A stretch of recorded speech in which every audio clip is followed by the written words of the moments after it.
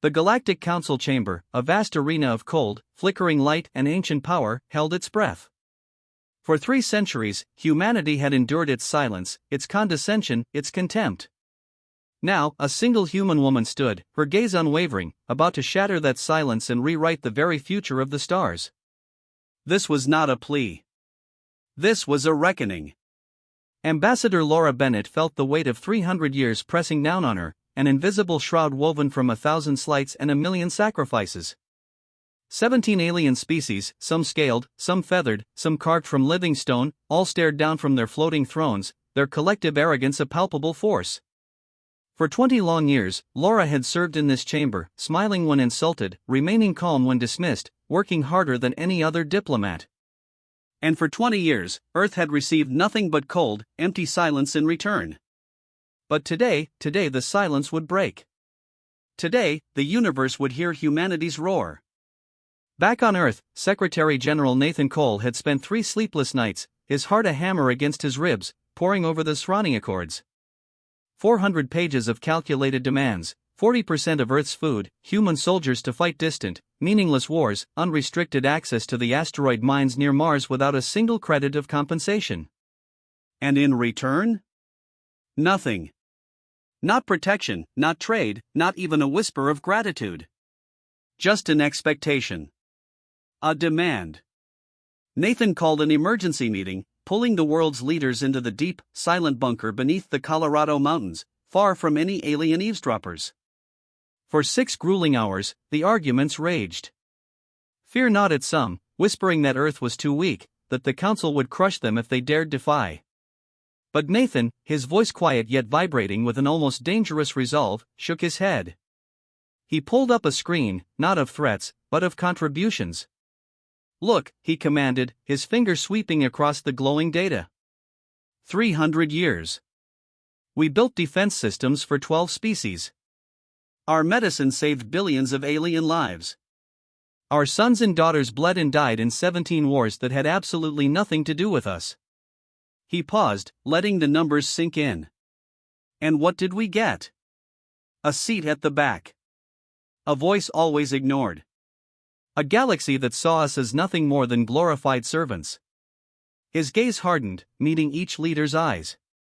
No more. Earth will not beg for scraps. If the universe does not want us as equals, then the universe can learn to survive without us. The vote was swift. Unanimous. A defiant, thunderous yes to freedom. Now, Laura stood in the council chamber, a small tablet clutched in her steady hands, the Declaration of Independence for a species that had finally had enough. Her voice, though soft, carried the weight of worlds. High Chancellor Vorax of the Netheran Collective, a creature of 4 arms and a face like carved obsidian, leaned forward. His species had dominated the council for a millennium, and no one, especially not a human, challenged him. He clicked his mandibles, a sound like grinding stone, and told her to speak quickly. He had more important matters. Laura took a slow, deep breath, letting the contempt wash over her one last time. She memorized their faces, the faces of those who had treated her people like dirt for 3 centuries. Then, she began to read. Earth, she declared, her voice ringing with the clarity of a freshly forged bell, formally withdraws from the Galactic Council. All treaties dissolved. All obligations cancelled.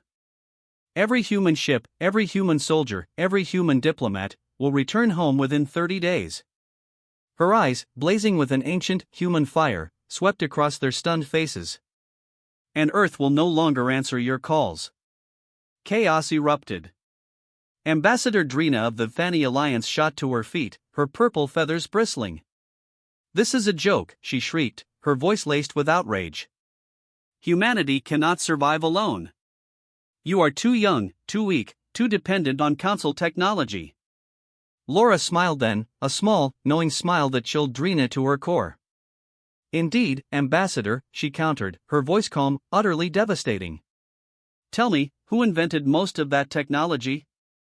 Who maintains the defense grids protecting your colonies? Who cured the plague that nearly wiped out your people 50 years ago? Drina had no answer. She sank back into her seat, her face pale beneath her feathers. Counselors 3 of the Karate Empire, a mountain of muscle and bone, rose next, a sneer on his craggy face. His species prided itself on military might, and he'd always seen humans as fragile, easily broken. He laughed, a booming, guttural sound. You'll come crawling back within a year. Without alien protection, Earth will be conquered by the first hostile species that comes along. Laura turned to him, her gaze unwavering. Counselor, she asked, her voice dangerously quiet, who won the Battle of Hellion Prime 6 years ago, when the Ravager fleet attacked your homeworld? Z3 froze. Everyone in the chamber knew the answer. Human soldiers. Human ships. Human sacrifice. It had saved his planet. Laura nodded slowly, the silence in the chamber now absolute. Earth, she stated, is done sacrificing for people who do not appreciate it. High Chancellor Vorax finally spoke, his voice an icy snarl. You make a terrible mistake, human. Earth will regret this decision. The Council will not forget this insult. Laura gathered her documents, a quiet dignity in her every movement. At the door, she paused, looking back at the Chancellor one last time. Earth, she replied, her voice soft but absolute, will not forget either. For 300 years, we gave everything and received nothing. You treated us like tools to be used and thrown away. But even tools, she concluded, her voice a cold whisper that echoed in the suddenly vast chamber, can choose to stop working. She walked out, and did not look back. Within hours, the declaration roared across human space. Every ship received the order, return home, every outpost packed its equipment. Every soldier laid down their borrowed weapons and turned towards the transports. On a dozen worlds, alien commanders watched in disbelief as their human support teams, their human engineers, their human medical staff, simply walked away. Defense grids went unmaintained. Medical stations went dark. Research projects froze mid-discovery. The Galactic Council had called humanity's bluff. Humanity had not been bluffing.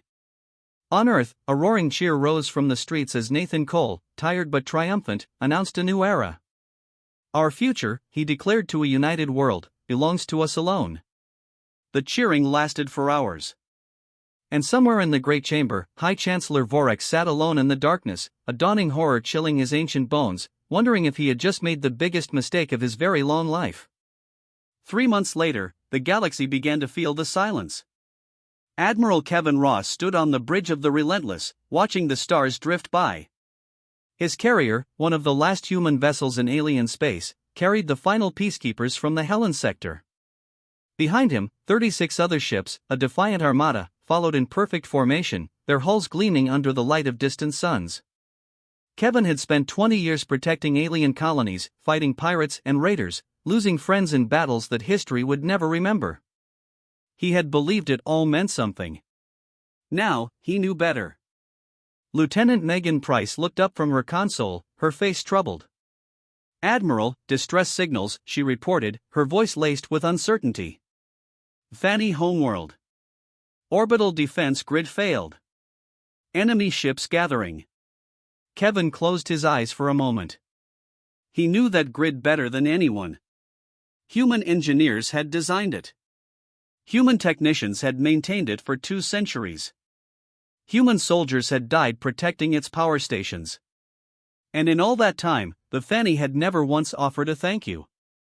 Megan asked if they should respond. It went against everything she believed in. Kevin understood, but he shook his head. It's not our problem anymore, Lieutenant. Set course for Earth. The Relentless turned its mighty bow, leaving the dying screams of the Fanny behind, heading for home. Across the galaxy, similar scenes unfolded. The medical stations humanity had staffed for generations went dark. The research outposts where human scientists had worked miracles fell silent. The trade routes, once patrolled by human fleets, became death traps once more. On the Draxian homeworld, food riots erupted. Their agricultural systems, dependent on human expertise for decades, had crumbled. The humans had taken their knowledge home, and the harvests failed. Emperor Croth railed at his advisors, demanding to know why they had become so dependent on a species they considered inferior. His advisors had no answers. On the Netheran homeworld, High Chancellor Vorex received daily reports that curdled his ancient stomach. 17 species pleaded for emergency aid. The council treasury was empty. Military commanders warned that their fleets, stripped of human-made parts, were barely operational. Vorex had always seen humanity as useful, but replaceable. He had voted against their interests, laughed at their pleas for fair treatment, called them the galaxy's servants as an insult. Now, those servants were gone. And everything was falling apart. In a secure room, far from prying eyes, Vorex met with his closest advisors. "Tell me the truth," he commanded, his voice raw. "How bad is it?" Threll, a scarred old warrior, spoke first.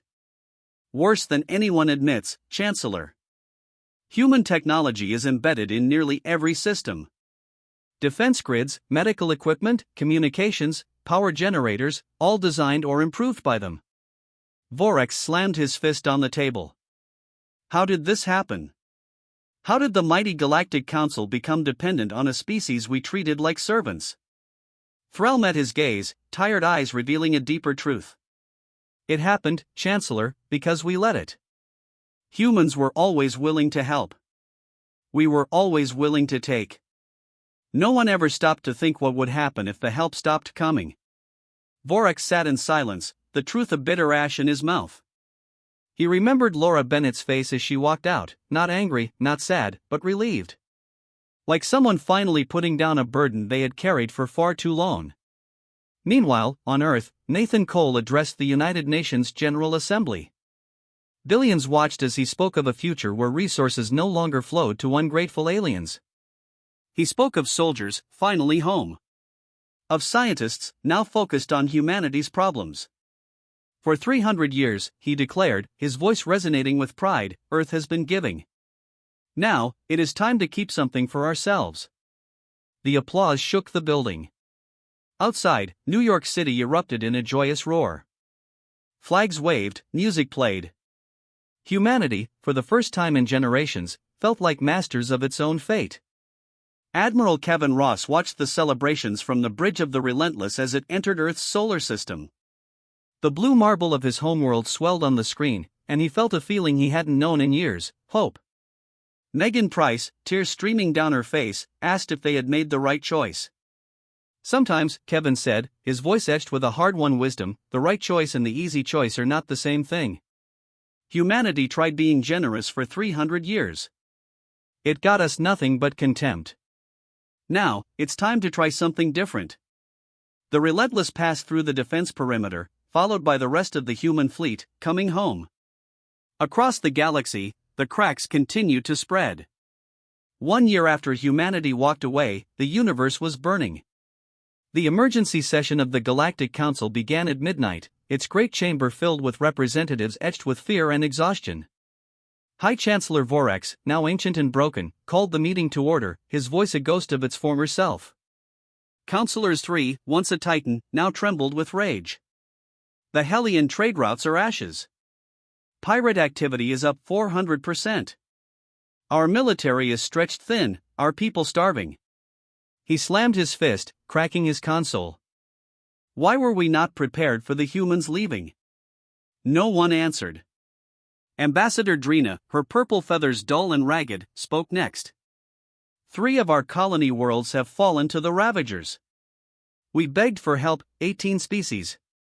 All refused. They are too busy dealing with their own crises. She looked around, desperate. Does anyone remember who stopped the Ravagers 6 years ago? Who saved the Karate homeworld? Everyone remembered. The humans. But the humans were gone now.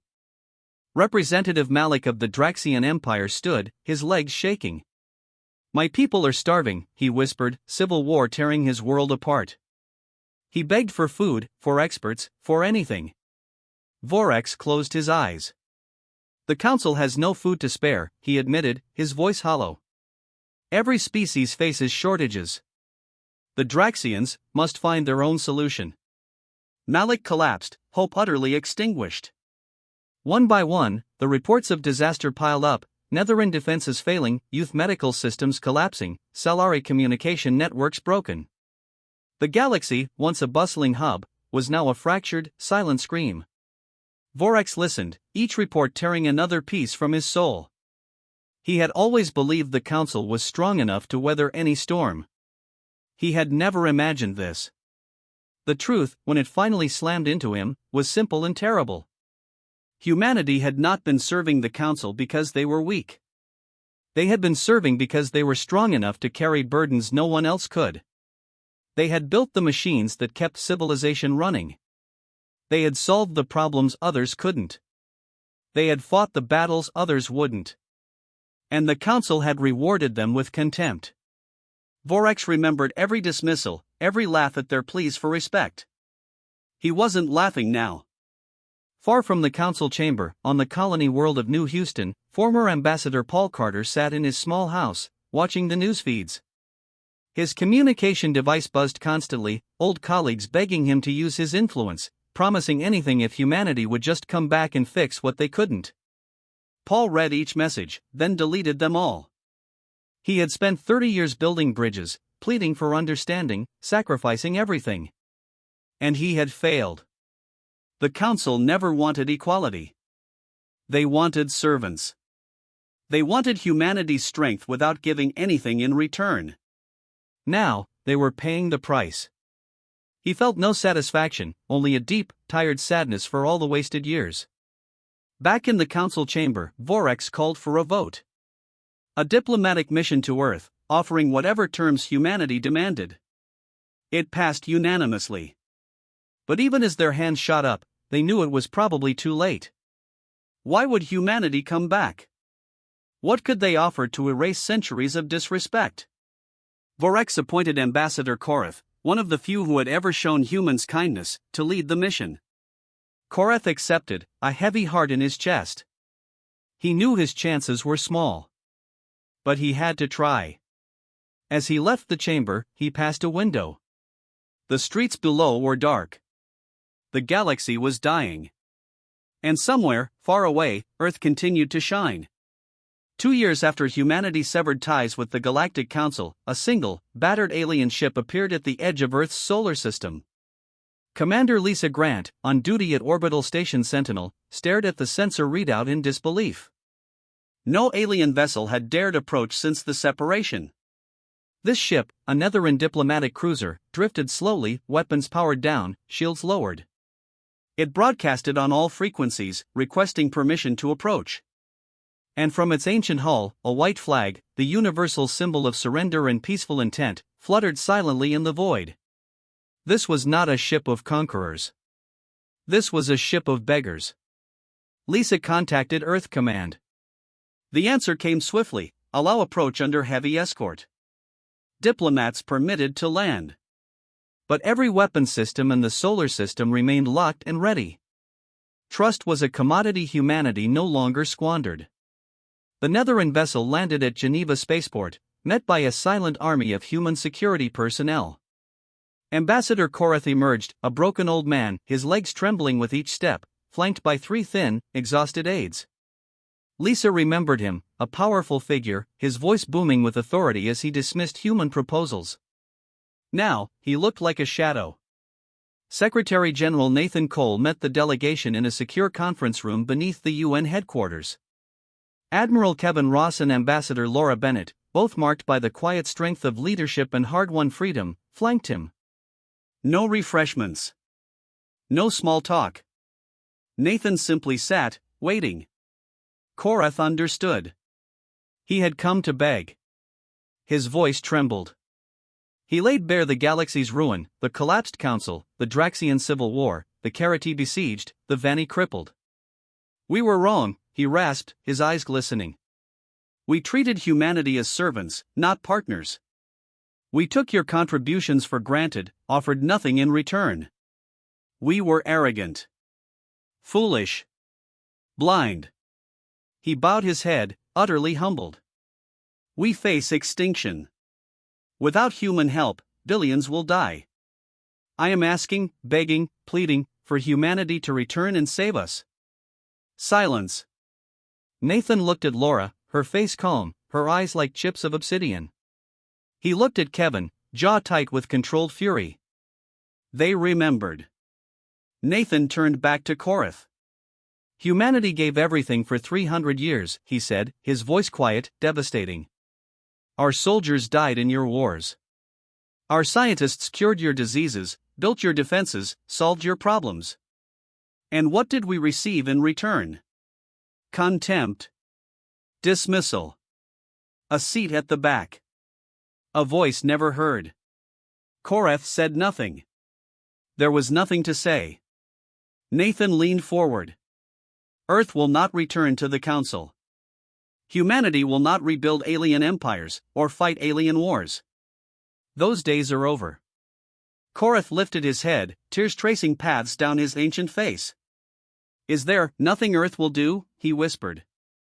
Will you simply watch as billions die? Nathan considered, then spoke, his words carrying the weight of a new civilization's resolve. Earth has not closed itself off from the universe. We are willing to trade. To share knowledge. To cooperate. But the relationship will be different now. It will be based on mutual respect and fair exchange. Not one species giving everything while others take everything. He paused, letting his gaze sweep over the broken alien delegation. If the survivors of the Council wish to rebuild, they must learn to do it themselves. Develop your own technology. Train your own engineers. Grow your own food. You must become self-sufficient in ways you never dared before. And perhaps, when you have proven you can stand on your own, humanity might consider working with you again. As partners. As equals. Not as servants. Korath sat in silence, then nodded slowly. He understood. He did not like it, but he understood. Is there any hope at all? He asked, his voice barely audible. Nathan smiled then, a small, knowing smile. There is always hope, he said. Humanity has proven that a species can start with nothing and build something great. If the Council survivors are willing to work, willing to sacrifice, willing to change, they can do the same. But the choice is yours. The delegation departed the next day. They carried no treaties, no promises, no guarantees. Only the knowledge that they were alone. And that the future depended entirely on what they did next. As their ship disappeared, Laura Bennett watched, a quiet hope blossoming in her chest. Not for vengeance, but for evolution. She hoped that somewhere out there, the survivors would finally learn the lesson the Council had refused for 3 centuries: respect must be earned. Partnership must be mutual. And no species, no matter how powerful, could stand alone forever. 5 years after Earth cut ties with the Galactic Council, the universe had changed in ways no one could have predicted. The old empires were gone. Shattered. The Draxian Empire was a fractured memory. The Netheran Collective, a ghost of its former self. The Karati Empire existed only in history books, its proud warriors scattered to refugee camps across 100 worlds. But from the ashes of the old order, something new had begun to grow. Ambassador Laura Bennett stood at the viewport of a space station called Haven, watching ships from a dozen species dock at its loading bays. This station, built in neutral space, was a testament to survival, a monument to cooperation born of desperation. They called themselves the Compact of Equals. Unlike the old council, there were no dominant members, no hierarchy, no privileged few. Every species contributed according to its abilities, and received according to its needs. No permanent seats, no special votes, and no one was treated as a servant. Laura had been skeptical. She had spent too many years dealing with alien arrogance. But the young diplomats leading this new alliance were different. They had grown up in the chaos, seen their civilizations burn, learned lessons their parents and grandparents had refused to. They were ready to prove it. The compact speaker was a Fanny named Seleth, barely 30 years old, her purple feathers vibrant and unsullied. Her father had died in the first wave of Ravager attacks after humanity withdrew. Her mother had starved during the subsequent food shortages. Seleth had every reason to hate humanity.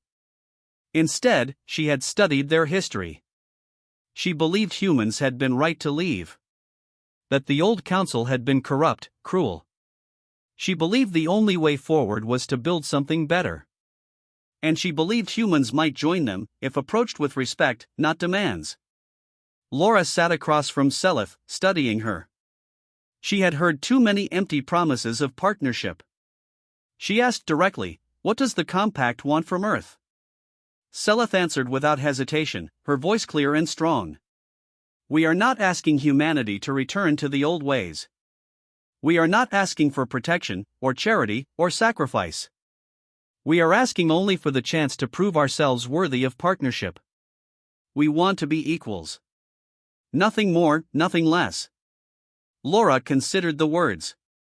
There was no arrogance in Selith's voice, no hidden contempt, only a desperate, profound hope. Laura told her she would bring the proposal to Earth. No promises. Selith nodded, grateful. She expected nothing more. 6 months of intense negotiation followed. Nathan Cole, now in his final term as Secretary General, personally led the human delegation. Admiral Kevin Ross, Ambassador Laura Bennett, and a team of experts scrutinized every detail. The compact offered terms that would have been unthinkable 5 years earlier: fair trade at market prices, mutual defense with equal obligations, technology sharing with full credit and compensation, seats on every committee, votes on every decision, and respect at every meeting. In return, they asked only for a chance. Nathan spent long nights with his advisors. Some called it a trap. Others argued for humanity's moral obligation to help. Nathan listened. Then, he made his decision. Earth, he announced to the Assembly, will sign a limited cooperation agreement with the Compact of Equals. This is not a return to the old relationship. Humanity will not serve as the galaxy's caretakers, soldiers, or saviors. But we will share knowledge. We will trade fairly. We will work together on problems that affect us all. And we will watch carefully to see if the compact keeps its promises. The signing ceremony took place on Haven Station. Nathan Cole shook hands with Selith, the image broadcast across both human and alien space. Afterward, Nathan delivered his final address before retirement. He spoke of 300 years of service, of the contempt received, of the day humanity walked away. We did not leave out of spite, he declared, his voice ringing with hard-earned wisdom. We left because we deserved better. We left because self-respect was more important than acceptance. We left because sometimes, the only way to change a relationship is to end it. He paused, his gaze sweeping over the diverse assembly, every species now truly equal. And now, he concluded, his voice imbued with the quiet strength of humanity's spirit, we have proven something even more important. We have proven that we can choose our own path. We can decide who deserves our partnership. We can build relationships based on mutual respect, instead of one-sided sacrifice. The universe took humanity for granted for 3 centuries. That mistake, he stated, his voice an unbreakable vow, will not be made again. The applause was thunderous, echoing from every species in the room. Laura Bennett stood at the back, a quiet satisfaction settling deep within her. She thought of all the years, all the insults, all the defiance. It had been worth it. Beside her, Kevin Ross, who had spent his career fighting other people's wars, watched the young diplomats mingle. "Do you think it will last?" he asked Laura. Laura considered the question, then smiled faintly. "I don't know," she admitted. "Trust takes time to build, and can be broken in an instant. We will have to stay vigilant. Stay strong. Never forget the lessons of the past." Her gaze drifted to the stars, burning with ancient light. "But hope," she said, her voice filled with a quiet strength, "is not foolish. People can change. And sometimes, the darkest moments lead to the brightest futures." She turned to him, her eyes bright. "For the first time in 300 years, Admiral, I am truly looking forward to seeing what comes next." Outside the viewport, the stars blazed. Out there, the survivors of the old order were building something new. And somewhere among them, humanity had finally taken its rightful place. Not as servants. Not as saviors. But as equals. The universe had learned its lesson. And humanity, at long last, had truly come home.